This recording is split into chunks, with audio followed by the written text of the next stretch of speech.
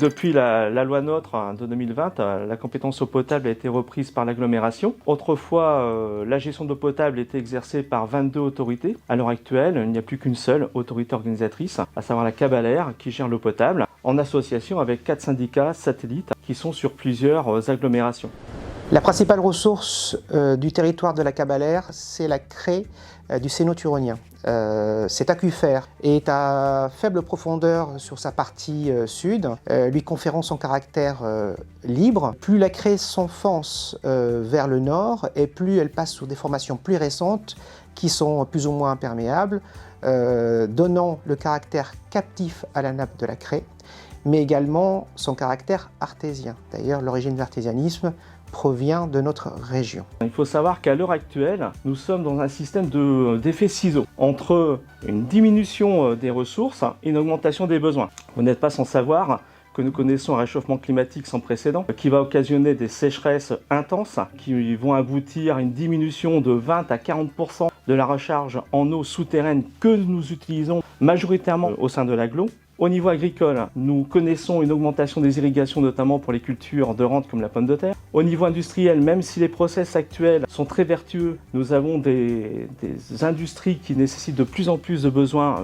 en eau potable. Au niveau domestique, nous connaissons un effet de mode avec la création des piscines individuelles. Nous avons les communes rurales qui ont comme volonté de se développer, ce qui est tout à fait légitime, donc par une urbanisation. Ce qui fait que les besoins augmentent, les ressources diminuent, et donc nous allons dans les années futures certainement avoir des conflits d'usage entre le monde industriel, le monde agricole et nos différents abonnés, et donc il faudra trouver des solutions pour préserver cette ressource à l'échelle du territoire. Le projet Water for Tomorrow couvrira 2 thématiques, la gestion moyen-long terme de la ressource en eau et la gestion des sécheresses. Sur le premier volet, le projet commencera par modéliser l'impact du changement climatique sur l'évolution de la ressource en eau grâce à un modèle régional hydrogéologique de la nappe de la Craie. Parallèlement, nous réaliserons une prospective sur l'évolution des besoins en eau sur le territoire. De la confrontation entre cette évolution des ressources et des besoins, nous réfléchirons avec les acteurs à des stratégies de gestion durable de la ressource en eau. Sur le deuxième volet de gestion de la sécheresse, le BRGM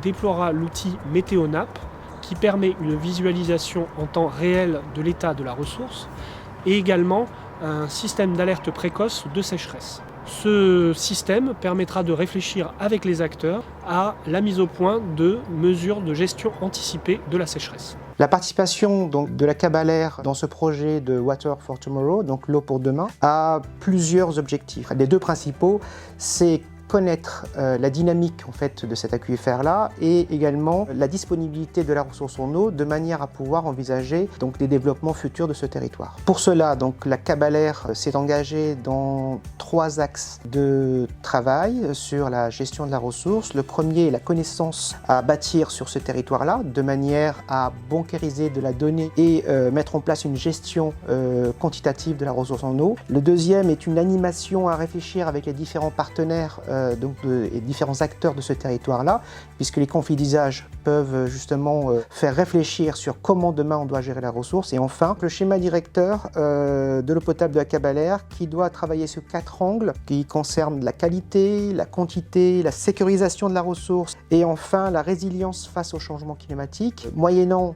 ces 3 axes de réflexion, la Cabalère sera en mesure d'avoir une vraie vision de gestion patrimoniale de sa ressource.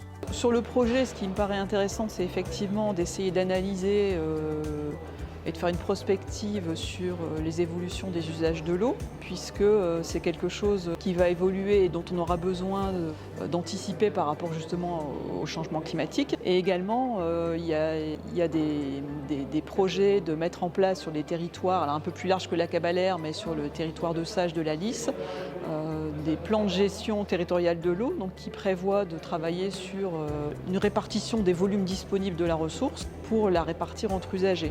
Et donc le fait de connaître à la fois la disponibilité de la ressource, mais aussi par le projet Water for Tomorrow, les usages et les besoins des différents acteurs, ça permettra d'avoir des éléments complémentaires pour cette concertation et pour gérer la répartition de la ressource.